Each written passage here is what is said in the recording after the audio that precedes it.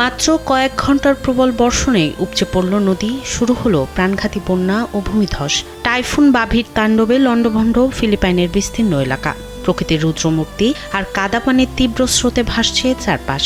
শক্তিশালী মৌসুমি বায়ু আর ঘূর্ণিঝড়ের জোড়া আঘাতে ভেসে গেছে ঘরবাড়ি। নদী উপচে পড়া কাদার ঢল আর ভয়াবহ ভূমিধসে এখন পর্যন্ত প্রাণ হারিয়েছেন অন্তত 15 জন। নিখোঁজ স্বজনদের খোঁজে কাদামাটি আর ধ্বংসস্তূপের মাঝে চলছে আকুল সন্ধান। ফিলিপাইনে ইন্দায় নামে পরিচিত এই টাইফুনটি সরাসরি আঘাত না হানলেও এর প্রভাবে দক্ষিণ পশ্চিম মৌসুমি বায়ু এক দানবীয় রূপ নেয়।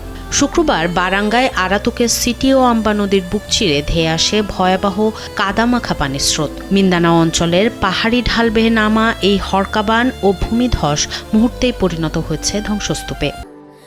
স্যান্ডেলিনা সো, রূপচর্চায় আভিজাত্য। যদিও বাভি ফিলিপাইনের সীমানা পেরিয়ে উত্তর পশ্চিমে পূর্ব চীন সাগরের দিকে এগিয়ে গেছে, তবে দেশের আবহাওয়া অধিদপ্তর পাগাসা জানিয়েছে ঝড়ের লেজ আর মৌসুমি বায়ুর জোড়া প্রভাবে এখনও বিভিন্ন অঞ্চলে তীব্র ঝোড়ো হাওয়া ও ভারী বৃষ্টি চলছে। টাইফুন বাভি ফিলিপাইন সীমান্ত পার হলেও বিপদ কাটেনি। আগামী 12 জুলাই সকালের মধ্যে এটি চীনের পূর্ব উপকূলে আঘাত হানতে পারে। পূর্বাভাস অনুযায়ী আগামী কয়েক ঘন্টা শক্তি ধরে রাখার পর টাইফুন বাভি কিছুটা দুর্বল হয়ে তীব্র ক্রান্তীয় ঝড়ে পরিণত হবে।